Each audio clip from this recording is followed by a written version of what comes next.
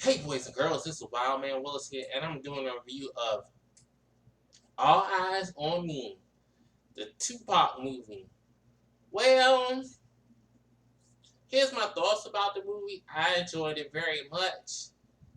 There's nothing really to spoil because everybody knew what happened to Tupac.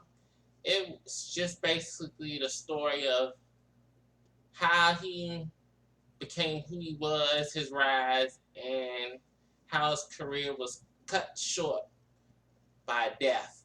So everybody knows that. But the casting of Tupac was spot on. The casting of his mom was spot on. They looked like the people who they were supposed to be. They played off each other pretty well. My girl that plays on Walking Dead, she played the part really good on the movie. I don't want to mess up her name, but the girl that played Michonne on The Walking Dead, she did really good in the movie, and she actually took the part very seriously because we know that Afeni Shakur did have drug problems back in the day, and she actually went to lose weight to make herself look like a crackhead, and that was pretty impressive to see. The guy who was playing Tupac, Pop, he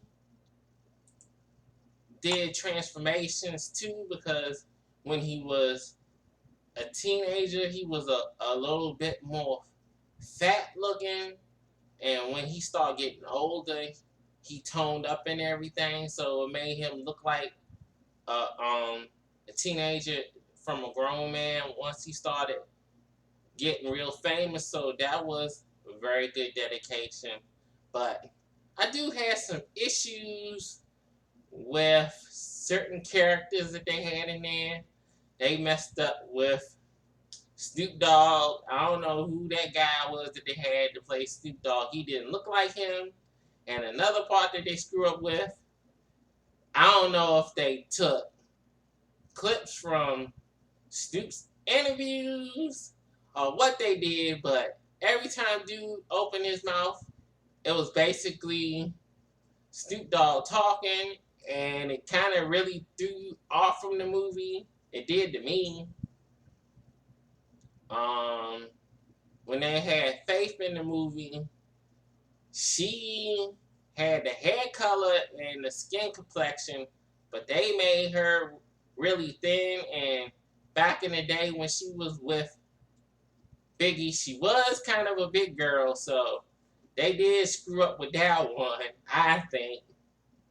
And I didn't too much like the way the ending was with the gospel music while Tupac was dying. I don't know if that's a spoiler alert or not, but that was kind of corny. It kind of ruined the ending for me. They could have just let him die without the gospel music and stuff because the man wasn't a saint. He even knew he wasn't a saint.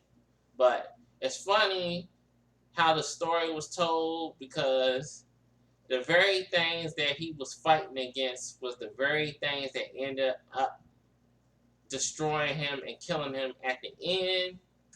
So that was interesting to see how that played out. They had somebody in there playing Jada Pinkett Smith.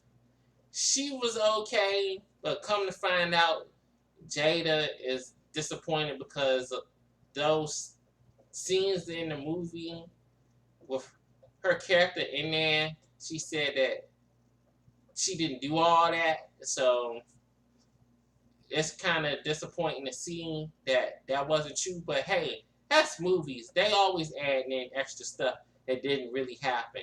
Look at the Tina Turner story. There's a whole bunch of stuff missing out of that joint. So that's just the way it is. They did paint Tupac in a positive picture, but they also showed some of his flaws. So, and the guy that played Suge Knight, he was good too. He pulled that joint off excellent. He looked like him and everything. And the guy that played Biggie. So I'm not sure if that's the same guy that played Biggie in the Notorious movie, But if he is, he look just like him, except they didn't do any makeup on Biggie's messed up eye to make that joint go all different places. But oh well, nobody's perfect. But I don't know, it's an okay movie. If you're a diehard Tupac fan, you'll enjoy this.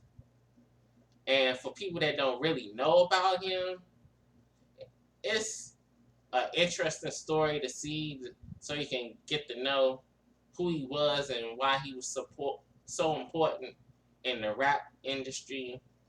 So that's my review. This is Wildman Willis signing off. See you next time.